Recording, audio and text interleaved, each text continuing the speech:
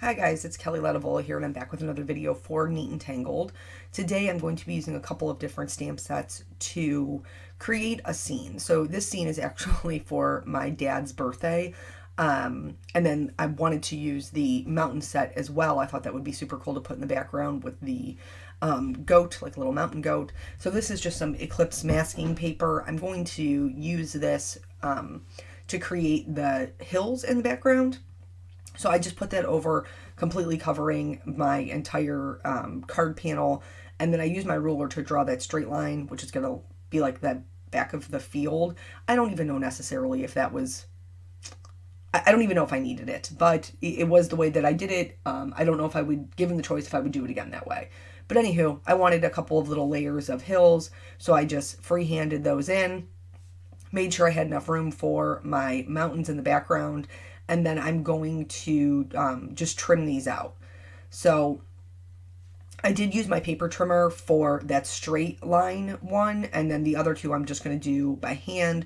They don't have to be perfect. We're just making some hills. The stamps are going to be the focal point, so don't stress about it too much. But save all your pieces. You need all 4 of your pieces parts in order to make this work. So I'm going to put them onto my card base exactly the way that they were before, and then I'm going to use a pencil to lightly draw a line, so that way as I am putting them on and removing them, I still know where they line up at. So each time I'm lining them up, then drawing that line as a guide for later on, and then moving on to the next mask. So like I said, this card, I actually made this card quite some time ago because it was for my dad's birthday, and I typically don't make masculine cards, and so sometimes, don't judge me, I know, sometimes I buy them because I don't usually make a lot of them. So anywho, back here, so this, we're going to talk a little bit about perspective. So the tractor is smaller, the barn is smaller. That's why I wanted the layers of hills. So that way I'm putting my little farmer and my goat up front, so they're regular sized, and then the barn and the tractor in the background on these other hills, so that it looks like they are the correct size for the scene, but they're set further back. I'm also going to need masks for all of these, so that's what I'm putting down there. I did cut a mask for the goat as well, but I couldn't stamp them both at the same time just because of how they were positioned. So once that was done, I'm going to put the mask on the tractor because I have to stamp the mountains, but the other stuff will be covered up by masking paper. I'm not worried about completely covering it because the mountain's not going to come down that far. So I just picked a couple of different blue colors to stamp my mountains in, but you could do grays, you could do purples. I mean, those are all, I think, pretty within the normal range for, a mountain. I said range, for a mountain range. But anywho, so this is the, what is this? Sea Breeze, I think, is the color that I'm using here. This is from W+9, and it's going to be my layer that's furthest away.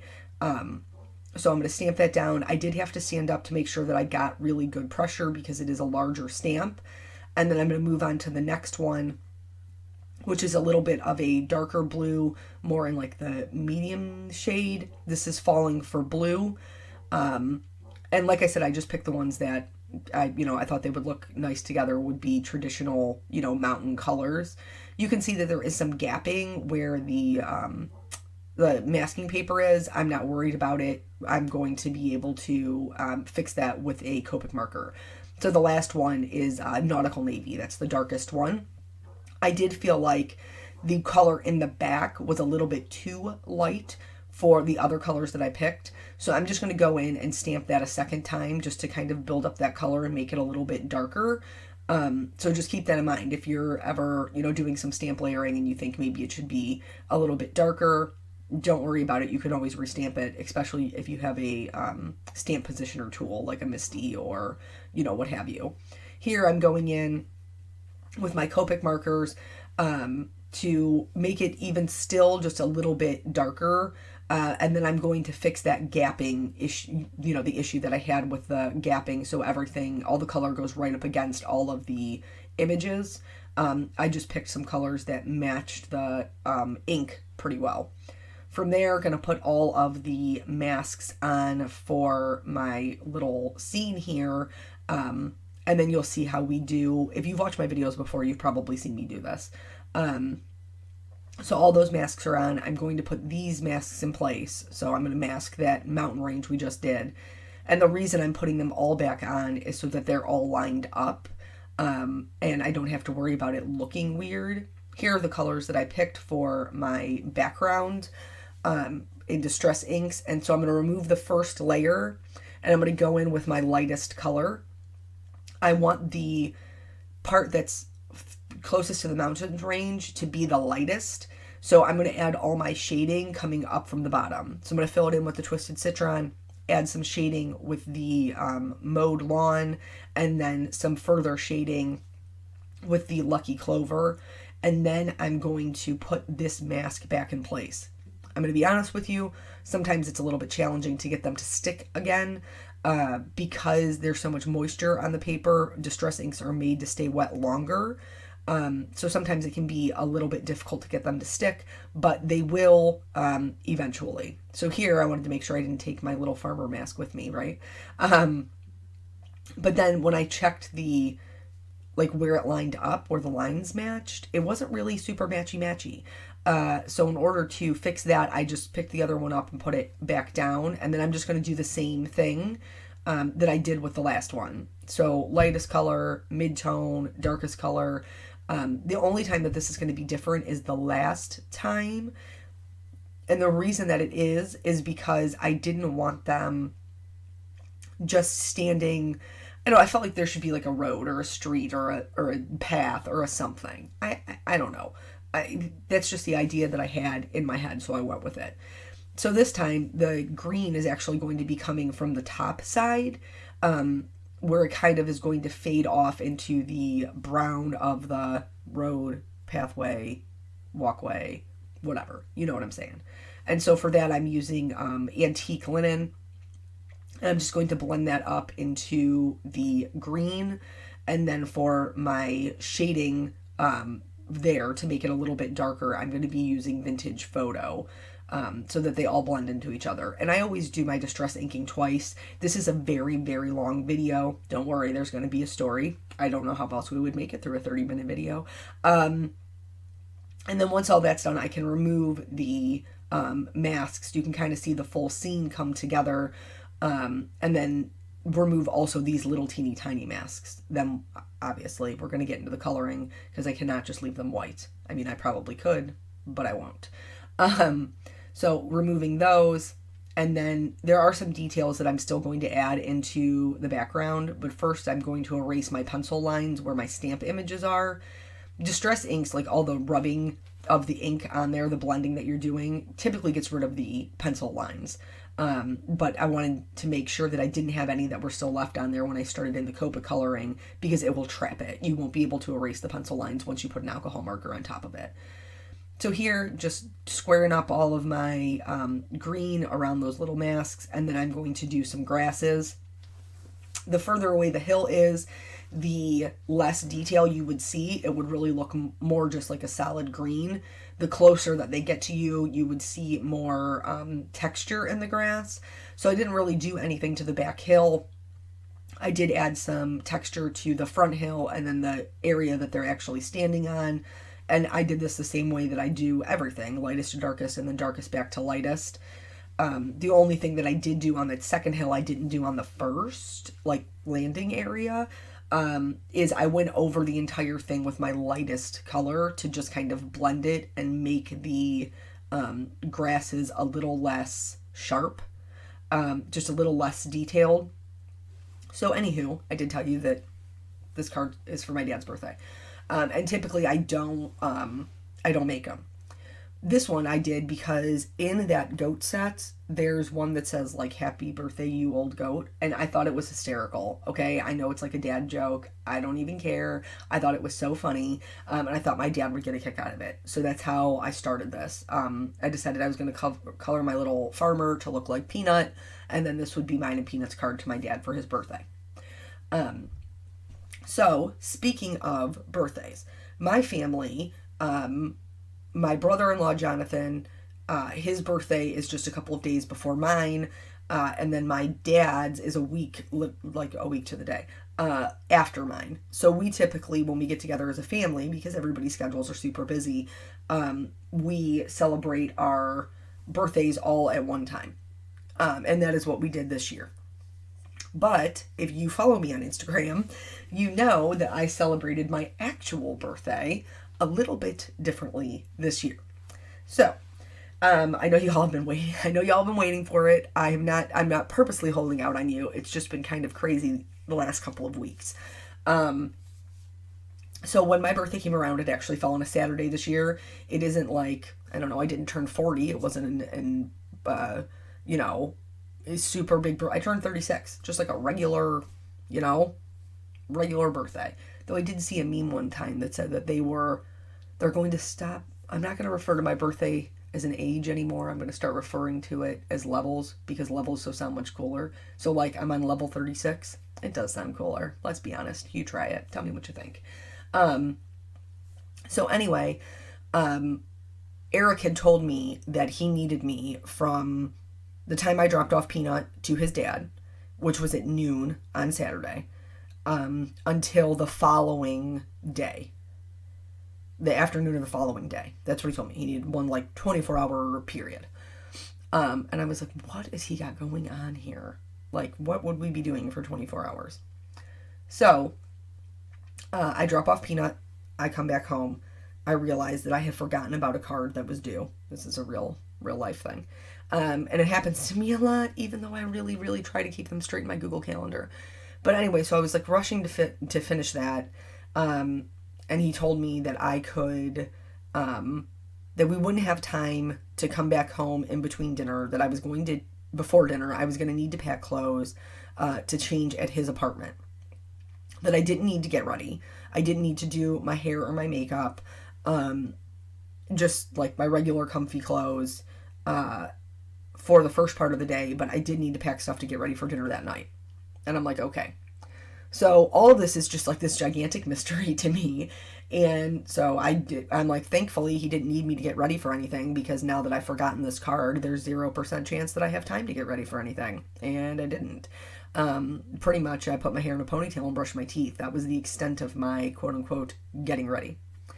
So while we're on the way to Destination 1, which I have no idea what it is, we were talking in the truck, and I was doing, what was I doing? I was doing something on Instagram. I don't remember what. And he was like, can I have your phone? I was like, I'm sorry.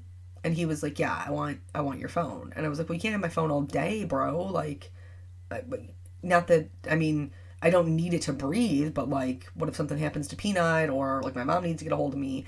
And he was like, okay, why don't you let me log into your Instagram on my phone? And I'm like, what? Why would I do that? And he was like, that way everybody else will know what's going on while you still don't know what's going on.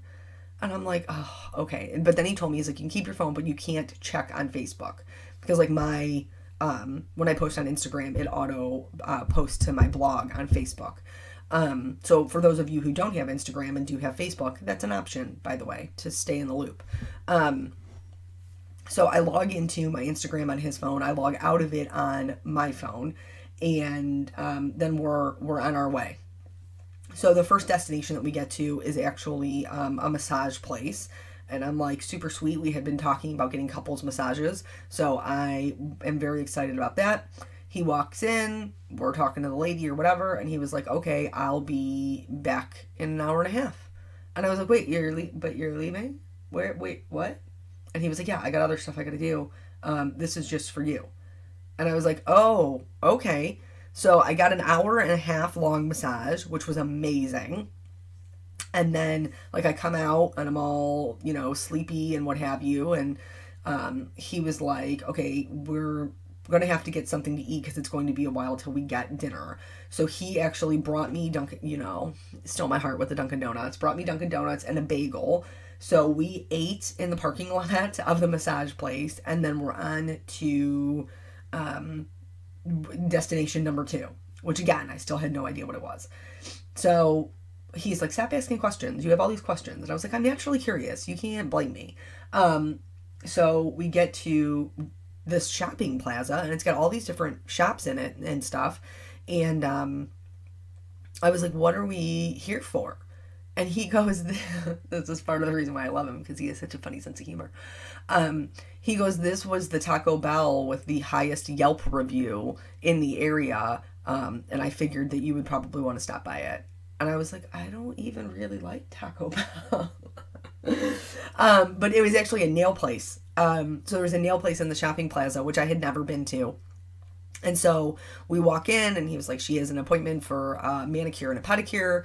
And then he was like, okay, give me a kiss. Like, I'll see you later. And I was like, wait, you're leaving again? Like, I thought we were spending my birthday together, and I haven't even, like, seen you except for you chauffeuring me from place to place. And he was like, this is the last one, I promise. Like, this is the last time I'm going to drop you off and run away. And I'm like, okay. So I was super excited because actually I had not had time to repaint my toenails before I went out for my birthday, and I was wearing flip-flops. So I was very excited to have the opportunity to get that done. This place was super bougie. They had like little bubbly champagnes in glasses and fruit plates with little teeny tiny forks. And so it was very nice. And on the side of my Dunkin' Donuts cup, he had written happy birthday. So now, of course, everybody can read it. And everybody's like, oh, it's your birthday. It's so nice. Happy birthday. And I was like, oh, my Lord, have mercy. I do not like being the center of attention. But he's done this to me now. But then, of course, I got the opportunity to kind of brag about him a little bit because I was like, yeah, we're on this little, like, adventure. And this is my second stop. And so then everybody wanted to date Eric. And I had to inform them all that he was unavailable for dating. So I get that done. I get my nails done, get my toes done. And then we get back in the truck, and he was like, so we're not going to get to the next place for about a half an hour, but your sister is working down the street, which she was. He was like, do you want to stop by and see her? And I was like, yeah, we can. So we stopped into her work real quick so I could visit with her. Super, super quick. Actually worked out really well for me because before they painted my nails, I forgot to go. Usually, like, I will get up, go to the bathroom, that whole deal. So to make sure my nails are wet, I don't have to go. And I did not do that beforehand. So that was my bad. And then, so from there, we're back into the car and on our way. So we're clearly going to downtown Cleveland. And I'm not typically a downtown person. I just don't, there's not really anything down there I'm interested in. And he was like, I know you're not a downtown person, but just have a little bit of faith, whatever, blah, blah, blah. So we're driving around. We cannot find whatever destination number 3 is. And then finally he pulls around the other way, and he was like, okay, so what we did was we were staying at the Crown Plaza, which is right next to the world's largest outdoor chandelier. It's beautiful. So he's rented a room for us to just kind of get away for a night and go to dinner and all of this stuff. And it was wonderful. I was totally surprised. And so we went up to the room, got ready for dinner. And then I discover in my haste of packing that I have forgotten a single brush. I'm not kidding, guys. I didn't have a brush. Like, nothing to, like, my hair's naturally curly. Nothing to pick my hair out, nothing to comb it, nothing to, I have no utensils. I'm sitting here thinking, like, I'm going to be Ariel. I'm going to get me a fork, and I'm going to make do, which I didn't have to do. I combed it with my fingers after I got out of the shower. And then when I blow dried it, I did the same thing with the finger combing. And then I was, thankfully, had a curling iron, so I was able to fake it. But yeah, no, I just went out there with no brush whatsoever. So then after that, we went to dinner, which was wonderful. He picked this little Italian place. It was so super cute. And then from there, we walked up the street to this, like, cupcakery. and that's open until like 2 o'clock in the morning. So that must be a thing in like downtown Cleveland. And so we went in there, we got cupcakes, which was wonderful. What did I get? I think I got the cookies and cream. Eric got the red velvet and cream cheese frosting, and a coffee, which made my heart happy. So then he's like, do you want to walk down and see the chandelier? And I'm like, yeah, that's fine. So on our way to seeing the chandelier, there's all of these people that are like, there's like this big, I don't even know how to explain it. It's like this big sign, but it looks like a disco ball, and like all the lights are flashing, and then there's all of these people, like on this patio that all have like neon color, like they're black headphones, but they have like neon lights on them, and they're all dancing around and singing, but there's no music. There's no music. And I'm like, what alien invasion is happening here? Like, what is going on? And Eric's like, it's a silent disco. And I'm like, what? What is a silent disco? And he was like, oh yeah, they're huge, and they've been doing this all summer long. I'm like, what? I'm like, so they're all listening to the same song. And he was like, well, they're all, listening to music or whatever and dancing with each other, but nobody else can hear the music. I'm like, this is wild. So he's like, can we get around them? And I was like, yes, like I can see a way. So I'm walking through, and I realize the way that I see is actually the stage. So we cannot get through them. We have to walk, like directly in between this disco thing to get to the other side on the chandelier, which we do. Then there's a very nice man there with a very fancy camera who is taking pictures of the chandelier. We asked him if he would please take a picture of us with the chandelier in the background, so we do that. And then we're heading back toward the hotel, toward this silent disco. And he's like, can we just go around them? And I was like, I'm a little bit curious. I got to be honest. Like, I'm a little bit curious about the silent disco. So I'm standing on the edge of it looking, and this woman comes up to me and she goes, are you Kelly Latevola? And I'm like, what? Huh? Yes. And she was like, I knew it was you when you were walking through the crowd the first time. I like, when I saw you, I knew it was you. And I was like, and she's like, I'm the one who sent you a message on Instagram last night about what color or where to get your nails done. So it turns out she was a YouTube fan. That's the first time ever in my life I've been quote unquote spotted in public. And I was super uncomfortable with the attention. She was very nice. She was totally lovely. So apparently her husband worked for the news, and he had been covering the silent disco. And so she was explaining to me that you put the headphones on, and then you have 3 choices of stations. Like, they change the station on the headphones, and you can listen to, whichever. So I guess the night we were there, which was the last one of the season, which makes sense because my birthday's at the end of August, was prom night. That was the theme, prom night. So when you clicked the station, like, one was like 80s, one was like today's hits, one was like 2000s or something. So you could pick the song you wanted to listen to. So all of these people listening to the headphones, dancing around, aren't even in fact listening to the same song.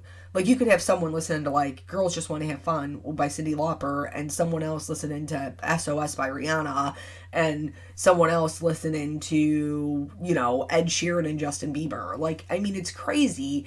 I get, like, it's kind of a super cool idea. So anyway, she let me try on her headphones, and so I could understand how it worked. And she was totally lovely, and it was wonderful meeting her. It was just, like, crazy that somebody would recognize me in a crowd of people. But anyway, so Eric and I made our way back to the room, and he was teasing me, and he was like, don't ever tell me, because like, he'll always make, like, jokes about, like, internationally known, world famous, whatever. And I'm like, you're such a nerd. Nobody knows who I am. Like, I'm just this person on YouTube.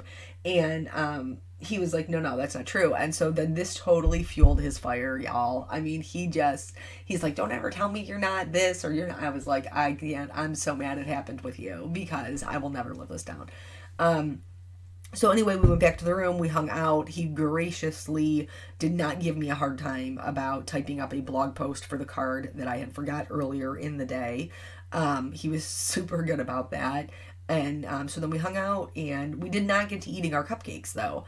So then the next day when we checked out, and then came back, he did make arrangements. This was before we had Emma, we had Molly. He made arrangements for my sister to watch Molly while we were away, which was wonderful. So when we came back home, we ended up eating the cupcakes after dinner that night, because both of us were just not, you know, wasn't happening after the first huge meal of, well, not the first, but dinner that night. So it was a wonderful birthday. I was totally surprised. I didn't see any of it coming. The guys at work were teasing him that he's ruined. He set the bar too high now. They're like, you've ruined her birthdays. Oh, and he did make my card again. Yes, he did. So he made my birthday card again and wrote me super sweet notes, and it was totally awesome. Like, for him to spend the time, just making the day all about me, which I mean is rare. Like, come on, I work 3 jobs. I'm a mom. It's all of us. So when somebody takes the time to make it all about you without you having to ask, without you having to say, I need this, I need a break, I need to take care of myself, for them just to be able to know and give you this gift. Like, I'm just so grateful. It was such a wonderful day. So anywho, that was my birthday story. And I was able to go back and look after we went back to the room that night. He did let me go back through Instagram and see how he had been updating everybody along the way. Uh, so I'm glad that it's kind of fun. You guys got to be a part of it, and and he made it more. I don't know. I guess I don't want to say user friendly, but he did. I guess allow people into our world for a little bit. Like, I share things on Instagram, but it was funny to, I guess, see what his take was on it, or how he would share things. But yeah, so wonderful day. Was super, super grateful. We did eventually go that following Friday, which was the day before my dad's birthday. We did have a family party, which was also super nice. My mom typically buys me clothes for my birthday, but I don't have any room in this house for any more clothes. That's the reality of it. There's no storage here. And so I asked for non-clothes things. So I actually got personalized shampoo, which I've kind of been intrigued about for a while. Back to the card here. So all the Copa coloring is done. I've outlined it, done all of those things. And typically I don't show you this part where I'm making the actual card base. But because I wanted to do the inside of the card, that's why I'm showing this part. So I'm going to stamp the little goat in here and then mask him, do some ink blending. And this is going to be like the punchline. So the front of the card will say, I haven't stamped that banner yet, you'll see in a minute. We'll say Herd, Herd. Isn't it punny? It's so cute. Herd, it's your birthday, you old goat. And my dad did laugh. By the way, he totally laughed when he opened it. But so I got this Function of Beauty like hair thing, which I am excited about. I've been trying it for the last couple of weeks, and we'll see if there's any results there. And then I also got a sketch box, which is like a art subscription that you can get, and they'll send you art supplies, and it's like once a month. We didn't sign up for the monthly. We just signed up for one because I kind of wanted to check it out and see if that's something that I would be interested in, but that way it wasn't, it just wasn't clothes and things that I wouldn't necessarily use. My sisters got me, I think everybody got me a Dunkin' Donuts gift card, quite honestly. And then my sister Michelle got me 2 books. She got me the Mermaid Chair and A Man Called Ove. So the Mermaid Chair I already read, which I did enjoy. I don't know that I was head over heels in love with it, but it was an okay book. I have not read the other one yet. Then my other sister Kim got me a gift card to Barnes and Noble and a Dunkin' Donuts gift card. So I'm set on the reading. Speaking of books, Eric just bought me the new Stephen King book, which called The Institute, and it was amazing. So if you are a King fan, it's definitely more sci-fi than horror. Do it, get it, buy it, read it. It's so good. I so loved it. I read it. It's a very long book. It's like a true King novel, and I read it in less than a week. So anyway, now I'm going to glue my panel onto my card base here, and then I'm going to pop up my little banner, and then that's it. That's the whole scene card here.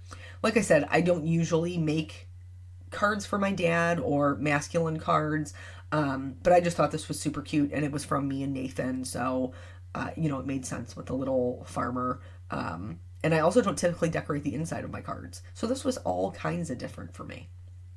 But yeah, so I hope that you learned some kind of tips and tricks about the scenes, about a little bit about perspective, ways to, combine those things. And that's it. So thank you guys so much for joining me, and I will catch you on the next video. Bye.